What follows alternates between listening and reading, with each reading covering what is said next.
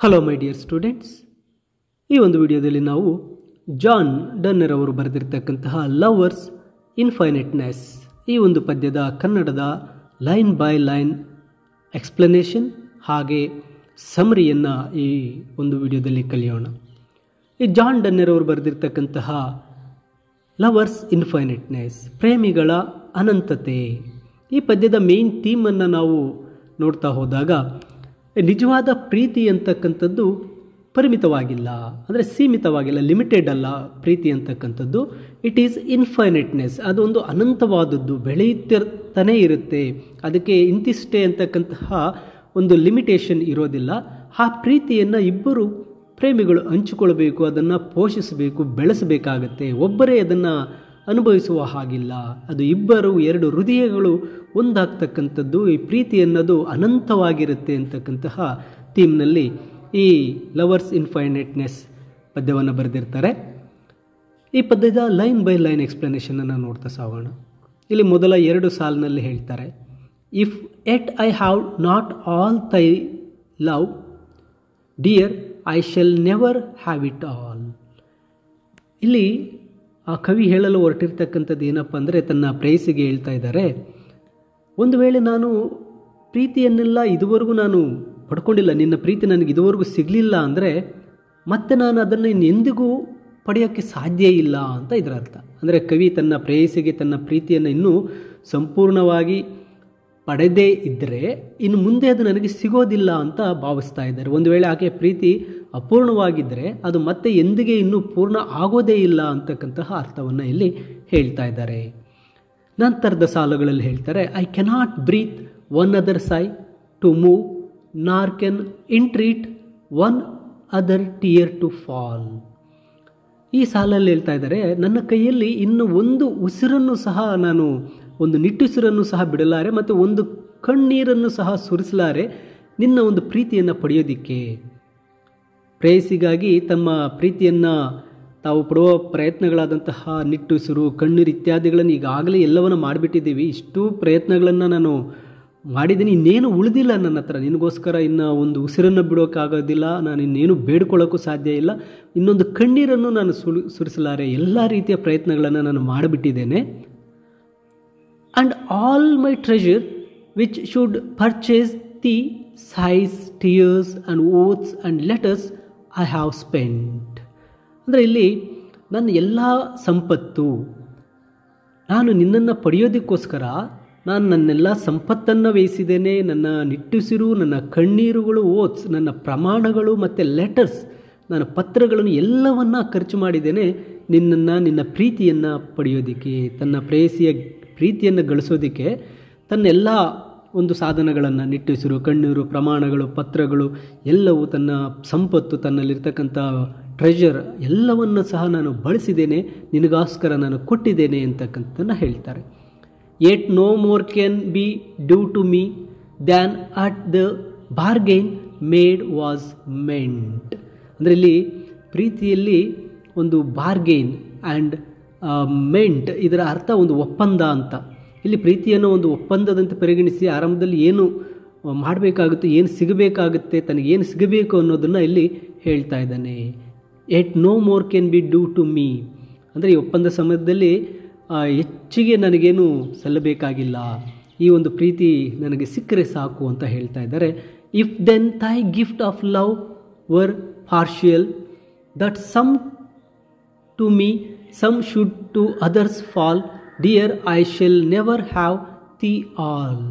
ಈ ಸಾಲುಗಳಲ್ಲಿ ಹೇಳ್ತಾ ಇರ್ತಕ್ಕಂಥದ್ದು, ಪ್ರೇಯಸಿಯ ಒಂದು ಪ್ರೀತಿ ಅಂತಕ್ಕಂಥದ್ದು ಏನಾದರೂ ಪಾರ್ಷಿಯಲ್ ಆಗಿದ್ದರೆ ಅಥವಾ ಅದು ಹಂಚು ಹೋಗಿದ್ದರೆ ಅದು ಆ ಪ್ರೀತಿ ಅಂತಕ್ಕಂಥದ್ದು ತನ್ನ ಪ್ರೇಯಸಿಯಲ್ಲಿರ್ತಕ್ಕಂಥ ಎಲ್ಲ ಪ್ರೀತಿಯು ತನಗೆ ಮಾತ್ರ ಮೀಸಲಾಗಿರಬೇಕು. ಅವಳನ್ನು ಸಂಪೂರ್ಣವಾಗಿ ನಾನು ಪಡೆಯಬೇಕಾಗಿತ್ತು, ಬಟ್ ಅದೇನಾದರೂ ಅವಳು ಸಂಪೂರ್ಣವಾಗಿ ಪಡೆಯಲು ಸಾಧ್ಯ ಇಲ್ಲ ಅನ್ನೋದನ್ನು ಕೂಡ ಇಲ್ಲಿ ಕವಿ ಹೇಳ್ತಾ ಇದ್ದಾರೆ. Thy gift of lover partial, ಅದೇನಾದರೂ ನನಗೆ ಸ್ವಲ್ಪ ಮಾತ್ರ ನನಗೆ ಕೊಟ್ಟು ಇನ್ನು ಸ್ವಲ್ಪ ಇತರರಿಗೆ ಆಗಿದ್ದರೆ ಪ್ರಿಯೆ, ನಾನು ನಿನ್ನನ್ನು ಸಂಪೂರ್ಣವಾಗಿ ಐ ನೆವರ್ ಹ್ಯಾವ್ ತಿ ಆಲ್. ತಿ ಅಂದರೆ ಯು, ನಿನ್ನನ್ನು ನಾನು ಪೂರ್ತಿಯಾಗಿ ಪಡೆಯೋಕ್ಕಾಗಲ್ಲ.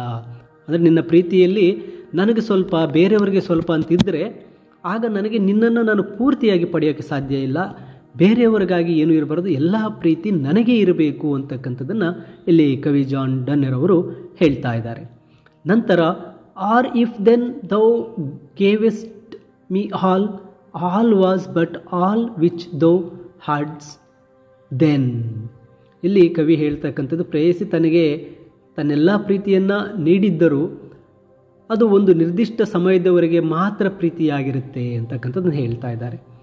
ಪ್ರೀತಿ ಒಂದು ಪ್ರೇಯಸಿತ ಒಂದು ಕವಿಯ ಮೇಲೆ ಪ್ರೀತಿ ತೋರಿಸಿದ್ರು ಕೂಡ ಅದು ಒಂದು ಸಮಯದವರೆಗೂ ಮಾತ್ರ ಪ್ರೀತಿ ಇರುತ್ತೆ.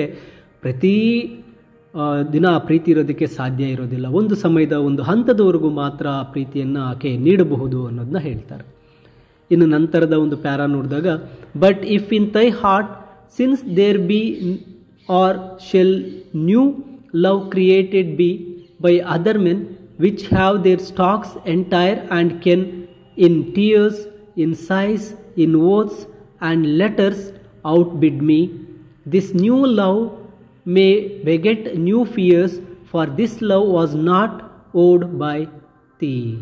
ಇಲ್ಲಿ ಕವಿ ಹೇಳ್ತಾ ಇದ್ದಾರೆ, ನಿನ್ನ ಹೃದಯದಲ್ಲಿ ಬೇರೆ ಪುರುಷರಿಂದ ಏನಾದರೂ ಹೊಸ ಪ್ರೀತಿ ಏನಾದರೂ ಉಟ್ಕೊಂಡಿದ್ದರೆ, ನನ್ನ ಹಾಗೆ ಅವರ ಕಣ್ಣೀರು, ಅವರ ನಿಟ್ಟುಸಿರು, ಅವರ ಪ್ರಮಾಣಗಳು, ಅವರ ಲೆಟರ್ಸು ನನ್ನ ಪ್ರೀತಿಯನ್ನು ಮೀರಿಸಬಲ್ಲದಾಗಿದ್ದರೆ, ನಿನ್ನ ಈ ಹೊಸ ಪ್ರೀತಿ ನನ್ನಲ್ಲೊಂದು ಭಯ ಉಂಟಾಗ್ತಾ ಇದೆ. ಏಕೆಂದರೆ ಇಲ್ಲಿ ಪ್ರೀತಿ ಅಂತಕ್ಕಂಥದ್ದು ನೀನು ಬೇರೆಯವ್ರಿಗೂ ಸಹ ಏನಾದರೂ ಅವ್ರಿಗೆ ನನ್ನನ್ನು ಮೀರಿ ಏನಾದರೂ ಅವರು ನಿನಗೆ ಈ ಒಂದು ಕಣ್ಣೀರು, ಪ್ರಮಾಣಗಳು, ಲೆಟರ್ಸನ್ನು ಬಿಟ್ಟರೆ ಅದು ಅವರ ಕಡೆಗೆ ವಾಲುತ್ತೆ ಅಂತಕ್ಕಂಥ ಭಯ ನನ್ನಲ್ಲಿದೆ ಅಂತಕ್ಕಂಥದ್ದನ್ನು ಹೇಳ್ತಾ ಇದ್ದಾರೆ. ಪ್ರೇಯಸಿಯ ಹೃದಯದಲ್ಲಿ ಬೇರೆ ಪುರುಷರಿಂದ ಏನಾದರೂ ಬೇರೆಯವರಿಂದ ಹೊಸ ಪ್ರೀತಿ ಉಟ್ಕೊಂಡ್ರೆ ಮತ್ತು ಅವರು ನನ್ನನ್ನು ಮೀರಿಸಿದರೆ ಅದು ಕವಿಯಲ್ಲಿ ಒಂದು ಹೊಸ ಭಯವನ್ನು ಇಲ್ಲಿ ಉಂಟಾಗ್ತದೆ. ಏಕೆಂದರೆ ಹೊಸ ಪ್ರೀತಿಯನ್ನು ಆಕೆ ತನಗೆ ನೀಡೋದಕ್ಕೆ ಸಾಧ್ಯ ಇಲ್ಲ ಅಂತಕ್ಕಂಥದ್ದನ್ನು ಹೇಳ್ತಾ ಇದ್ದಾರೆ. And yet it was thy gift being general the ground thy heart is mine, whatever shall grow there dear I should have it all. ಇಲ್ಲಿ ಕವಿ ಹೇಳ್ತಾ ಇರ್ತಕ್ಕಂಥದ್ದು ಥೈ ಗಿಫ್ಟ್, ನಿನ್ನ ಒಂದು ಪ್ರೀತಿ. ಗಿಫ್ಟ್ ಅಂದರೆ ನಿನ್ನ ಪ್ರೀತಿ. ಆ ನಿನ್ನ ಪ್ರೀತಿ ಅಂತಕ್ಕಂಥದ್ದು ನಿನ್ನ ಹೃದಯ, ಮತ್ತು ಆ ಹೃದಯ ಅಂತಕ್ಕಂಥದ್ದು ನನ್ನದಾಗಿದೆ. ಅಲ್ಲಿ ಏನೇ ಬೆಳೆದರೂ ಪ್ರಿಯೆ ಅದು ಎಲ್ಲವೂ ನನಗೆ ಸೇರಬೇಕು. ಈಗ ನಿನ್ನ ಹೃದಯ ನನಗೆ ಒಂದು ಗಿಫ್ಟಾಗಿ ನನಗೆ ಸೇರಿಬಿಟ್ಟಿದೆ. ಅಲ್ಲಿ whatever shall grow there, ಆ ಹೃದಯದಲ್ಲಿ ಏನೇ ಬೆಳೆದರೂ I should have it all, ಅವೆಲ್ಲವೂ ಸಹ ನನಗೆ ಸೇರಬೇಕಾಗಿದ್ದು ಅಂತ ಹೇಳ್ತಾರೆ. ಪ್ರೇಯಸಿಯ ಹೃದಯ ಅವನಿಗೆ ಸೇರಿದೆ, ಅಲ್ಲಿ ಹುಟ್ಟುವ ಪ್ರೀತಿ ಎಲ್ಲವೂ ಸಹ ಆ ಕವಿಗೇನೆ ಸೇರಬೇಕಾಗಿದೆ ಅಂತಕ್ಕಂಥದ್ದನ್ನು ನನಗೆ ಸೇರಬೇಕು ಅಂತ ಕವಿ ಹೇಳ್ತಾ ಇದ್ದಾರೆ. Yet I would not have all yet he that hath all can have no more. ಇಲ್ಲಿ ಕವಿ ಹೇಳಲು ಹೊರಟಿರ್ತಕ್ಕಂಥದ್ದು, ಪ್ರೀತಿಯಲ್ಲಿ ಎಲ್ಲವೂ ಒಂದೇ ಬಾರಿಗೆ ಪಡೆಯೋದಕ್ಕೆ ಆಗೋದಿಲ್ಲ. ಏಕೆಂದರೆ ಎಲ್ಲವನ್ನು ಪಡೆದರೆ ಪ್ರೀತಿಯಲ್ಲಿ ಮತ್ತೆ ಬೆಳವಣಿಗೆಗೆ ಏನೂ ಅವಕಾಶ ಇರೋಲ್ಲ ಅಂತ. ಒಂದೇ ಸಲ ನನಗೆ ಪ್ರೀತಿ ಅಂತ ಕೊಟ್ಬಿಟ್ರೆ ಆಗೋದಿಲ್ಲ. ಆ ಪ್ರೀತಿ ಅಂತಕ್ಕಂಥದ್ದು ಒಂದೇ ಬಾರಿಗೆ ಪಡೆಯೋಕ್ಕಾಗಲ್ಲ. ಆ ಪ್ರೀತಿ ಒಂದೇ ಬಾರಿಗೆ ಪಡೆದ್ರೆ ಅಲ್ಲಿ ಆ ಪ್ರೀತಿ ಅನ್ನೋದು ಬೆಳವಣಿಗೆಗೆ ಅವಕಾಶನೇ ಇರೋದಿಲ್ಲ ಅಂತ ಅನ್ನೋದನ್ನು ಹೇಳ್ತಾ ಇದ್ದಾರೆ. And since my love doth every day admit new growth thou should have new reward in store. ಆದ್ದರಿಂದ ನನ್ನ ಪ್ರೀತಿ ಪ್ರತಿದಿನ ಹೊಸದಾಗಿ ಬೆಳೀತಾ ಇರುತ್ತೆ. Since my love doth every day admit new growth, ಹೊಸದಾದ ಬೆಳವಣಿಗೆಯನ್ನು, ಹೊಸದಾದ ಪ್ರತಿಫಲವನ್ನು ನೀಡ್ತಾ ಹೋಗ್ತಾ ಇರುತ್ತೆ. So have new rewards in store, ಅಲ್ಲಿ ಪ್ರತಿದಿನ ಹೊಸದಾದಂತಹ ರಿವಾರ್ಡ್ಸ್ ಬರ್ತಾ ಹೋಗುತ್ತೆ. ಆ ಪ್ರೀತಿ ಅಂತಕ್ಕಂಥದ್ದು ನಿರಂತರವಾಗಿ ಬೆಳೀತಾನೆ ಇರಬೇಕು. ಆ ಬೆಳೆಯುವಂಥ ನಿರಂತರವಾದ ಪ್ರೀತಿಯ ಪ್ರತಿಫಲಗಳು ನಮಗೆ ಸಿಗ್ತಾ ಹೋಗಬೇಕು. ಒಂದೇ ಸಾರಿಗೆ ಅದನ್ನು ನಾವು ಪಡೆಯೋಕ್ಕಾಗಲ್ಲ. ಪ್ರತಿದಿನ ಅದು ಹೊಸದಾಗಿ ಬೆಳೀತಾ ಇರುತ್ತೆ ಅಂತ ಹೇಳ್ತಾರೆ. Thou can not every day give me my thy heart, if thou can give it then thou never gavest it. ಇಲ್ಲಿ ಪ್ರತಿದಿನ ನೀನು ನಿನ್ನ ಹೃದಯವನ್ನು ನನಗೆ ನೀಡಲು ಸಾಧ್ಯವಿಲ್ಲ, ನೀನು ಅದನ್ನು ನೀಡಲು ಸಾಧ್ಯವಾದರೆ ನೀನು ಅದನ್ನು ಎಂದಿಗೂ ನೀಡಿರೋದಿಲ್ಲ ಅಂತ. ಇಲ್ಲಿ ತನ್ನ ಪ್ರೇಯಸಿ ತನ್ನ ಹೃದಯವನ್ನು ಪ್ರತಿದಿನ ನೀಡಲು ಸಾಧ್ಯ ಇಲ್ಲ. ಆ ನೀಡಲು ಅದೇನಾದರೂ ಸಾಧ್ಯ ಆದರೆ ಅವಳು ಮೊದಲೇ ಇದನ್ನು ಆ ಹೃದಯವನ್ನು ನನಗೆ ಕೊಟ್ಟಿರಲಿಲ್ಲ ಎಂದರ್ಥ. ಪ್ರೀತಿ ಶಾಶ್ವತವಾದದ್ದು, ಅದು ಕ್ಷಣಿಕವಲ್ಲ ಅಂತಕ್ಕಂಥದ್ದನ್ನು ಹೇಳ್ತಾರೆ. Loves riddles are that though thy heart depart, it stays at home, and thou with losing savest it. ಇಲ್ಲಿ ಪ್ರೀತಿಯು ಒಂದು ಒಗಟಿನಂತೆ, ಹೃದಯವು ದೂರ ಹೋದರೂ ಪ್ರೇಮಿಗಳ ನಡುವೆ ಅದು ಹೃದಯ ಉಳಿದುಕೊಂಡಿರುತ್ತೆ. ಮತ್ತು ಆ ಪ್ರೀತಿ ಅಂತಕ್ಕಂಥದ್ದು ಉಳಿದಿರುತ್ತೆ ಆ ಹೃದಯಗಳಲ್ಲಿ. ಆ ಹೃದಯಗಳು ದೂರ ದೂರ ಹೋಗೋದಕ್ಕೆ ಸಾಧ್ಯ ಇಲ್ಲ. ಹೃದಯಗಳ ಒಂದು ಮಿಲನ ಅಂತಕ್ಕಂಥದ್ದು ಇರುತ್ತೆ. ಹಾಗೆ ಅವು ಎಂದಿಗೂ ಸಹ ಉಳಿದಿರುತ್ತೆ. ಆ ಪ್ರೀತಿ ಅಂತಕ್ಕಂಥದ್ದು ಆ ಹೃದಯಗಳಲ್ಲಿ ಉಳಿದುಕೊಂಡಿರುತ್ತೆ ಅಂತಕ್ಕಂಥದ್ದನ್ನು ಹೇಳ್ತಾರೆ. But we will have a way more liberal than changing hearts to join them, so we shall be one and one others all.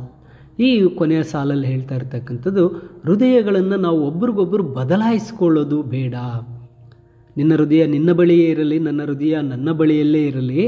ಅವುಗಳನ್ನು ಬದಲಾಯಿಸೋದಕ್ಕಿಂತ ಆ ಹೃದಯಗಳನ್ನು ಒಗ್ಗೂಡಿಸಬೇಕು. ಪ್ರೀತಿ ಎಂದರೆ ಹೃದಯಗಳ ಬದಲಾವಣೆಯಲ್ಲ, ಹೃದಯಗಳ ಮಿಲನ, ಹೃದಯಗಳು ಒಗ್ಗೂಡ್ತಕ್ಕಂಥದ್ದು ಪ್ರೀತಿ ಅಂತಕ್ಕಂಥದ್ದನ್ನು ಹೇಳ್ತಾ ಇದ್ದಾರೆ ನೋಡಿ. But we will have a way more liberal than changing hearts to join them. ನಾವು ಚೇಂಜಿಂಗ್ ಹಾರ್ಟ್ಸ್, ಹೃದಯಗಳನ್ನು ನೀನು ನನಗೆ ನಾನು ನಿನಗೆ ಕೊಡೋದಲ್ಲ, ನಮ್ಮಿಬ್ಬರ ಹೃದಯಗಳು ನಮ್ಮ ಬಳಿಯೇ ಇರುತ್ತೆ. ಅವೆರಡನ್ನು ನಾವು ಮಿಲನ ಮಾಡಬೇಕು, ಒಗ್ಗೂಡಿಸಬೇಕು. ಆಗ ಮಾತ್ರ ನಿಜವಾದ ಪ್ರೀತಿ ಅನ್ನೋದು ಹುಟ್ಟುತ್ತೆ ಅಂತ ಹೇಳ್ತಾರೆ ಕವಿ. ಹೃದಯಗಳನ್ನು ಬದಲಾಯಿಸೋ ಬದಲು ಅವುಗಳನ್ನು ಒಟ್ಟುಗೂಡಿಸೋಣ ಅಂತ ಮಾತಾಡ್ತಾರೆ. ಇದು ಪ್ರೀತಿಯಲ್ಲಿನ ಆಳವಾದಂತಹ ಒಂದು ಬಾಂಧವ್ಯವನ್ನು ಹೇಳುತ್ತೆ. So we shall be one and one another all. ಆದ್ದರಿಂದ ನಾವಿಬ್ಬರು ಒಂದಾಗೋಣ, ಒಬ್ಬರಿಗೊಬ್ಬರಿಗೆ ಸೇರೋಣ ಅಂತಕ್ಕಂಥದ್ದನ್ನು ಹೇಳ್ತಾರೆ. ಇಲ್ಲಿ ಕವಿ ಅಂತಿಮವಾಗಿ ಸಾಲಿನಲ್ಲಿ ಹೇಳ್ತಾ ಇರ್ತಕ್ಕಂಥದ್ದು, ತನ್ನ ಪ್ರೇಯಸಿ ಇಬ್ಬರು ಒಂದಾಗಿ ಒಬ್ಬರಿಗೊಬ್ಬರು ಎಲ್ಲರೂ ಈ ಒಬ್ಬರಿಗೊಬ್ಬರು ಸೇರೋಣ, ಈ ಪ್ರೀತಿಯನ್ನು ಪರಿಪೂರ್ಣವಾಗಿ ಹೊಂದೋಣ ಅಂತಕ್ಕಂಥದ್ದನ್ನು ಹೇಳ್ತಾ ಇದ್ದಾರೆ. ಇಲ್ಲಿ ಆ ಒಂದು ಪದ್ಯದ ಅರ್ಥವನ್ನು ನೋಡಿದಾಗ, ಪ್ರೀತಿ ಒಂದು ಒಗಟಿನಂತಿದ್ದರೂ ಸಹ ಹೃದಯ ದೂರ ದೂರ ಹೋದರೂ ಸಹ ಪ್ರೇಮಗಳ ನಡುವೆ ಅದು ಉಳಿದುಕೊಂಡಿರುತ್ತೆ. ಮತ್ತು ಆ ಹೃದಯಗಳನ್ನು ಬದಲಾಯಿಸುವ ಬದಲು ಒಗ್ಗೂಡಿಸಿ ನಾವು ನಿಜವಾದ ಪ್ರೀತಿಯನ್ನು ಪರಿಪೂರ್ಣವಾಗಿ ಪಡೆಯೋಣ ಅಂತಕ್ಕಂಥದ್ದನ್ನು ಹೇಳ್ತಾ ಇದ್ದಾರೆ. ಈ ಕನ್ನಡದ ಎಕ್ಸ್ಪ್ಲನೇಷನನ್ನು ಕೇಳಿದ್ದೀರಾ. ಈ ಒಂದು ಕನ್ನಡದ ವಿವರಣೆಯೊಂದಿಗೆ ಈ ಒಂದು ಇಂಗ್ಲೀಷ್ ಸಮರಿ PDF ವಿಡಿಯೋದ ಡಿಸ್ಕ್ರಿಪ್ಷನ್ನಲ್ಲಿ ಲಿಂಕ್ ಮಾಡಿರ್ತೇನೆ.